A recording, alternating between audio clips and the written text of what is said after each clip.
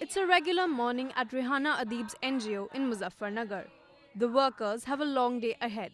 Soon they'll set out to get signatures for a petition on domestic violence, knowing that they'll be driven away from most houses. 52-year-old Rehana runs a women's rights NGO called Astitwa in this politically and communally volatile district of western Uttar Pradesh. We work towards making women aware of government policies. Women here don't know what their constitutional rights are. We educate them in that domain. We help women in getting legal aid. Astitwa has a right-centric approach. Our work is more like a movement, a struggle. Our agenda is to stop violence against women and do away with gender inequality. Activism was not Rehana's first choice. She was raped when she was 5 and married off before she turned 18. The birth of her 5 daughters led to harassment from those around. She says that all this made her take up the struggle to carve out her identity in an Orthodox Muslim family. I have been subjected to all kinds of violence, including sexual violence.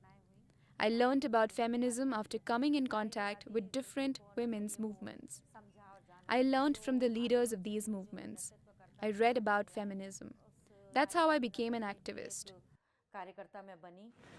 However, calling for women's rights in a region where Hindus and Muslims are at loggerheads most of the times can be a daunting task. Religious bodies are a direct authority in many areas and threats from them are frequent. There is Deoband on one side and Haridwar on the other. So even the religious bodies have a great control. They keep sending fatwas against women. In the last 5 years, groups like Bajrang Dal have become stronger in the area. They beat up boys and girls on Valentine's Day. Rehana says that in the midst of the political and communal tension in Muzaffarnagar, it's the women who suffer. Their issues take a back seat. During the 2013 Muzaffarnagar riots, Rehana's NGO was instrumental in calling for police action against crimes perpetrated on women. Today, they await sentencing on 7 cases of rape. Reshma was one of the many girls who trafficked from West Bengal and Bihar into the district to marry men much older than them.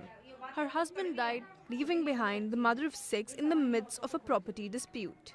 Helped by Rehana, she now volunteers for Astitwa and earns her own living. I was beaten up by my husband's family. Someone asked me to approach Rehana. She helped me with the court case. Men like Arpit have now joined Rehana in working for women's rights. Sensitizing other men is a part of their job. People in the village pass comments at me. They disregard my work and say it's not a fitting job. They say women shouldn't run households. Being a women's rights activist in Western UP is not that easy. It records the highest rates of crimes against women, and many of the villages here are under the control of the Khap and caste panchayats, which are known to be patriarchal. Shunning the tags of a rape survivor and a woman from a minority community, Rehana Adib is fighting the odds to help women of this region become strong and empowered individuals. In Muzaffarnagar with video journalist Shekhar, this is Dharvi Vaid for WION.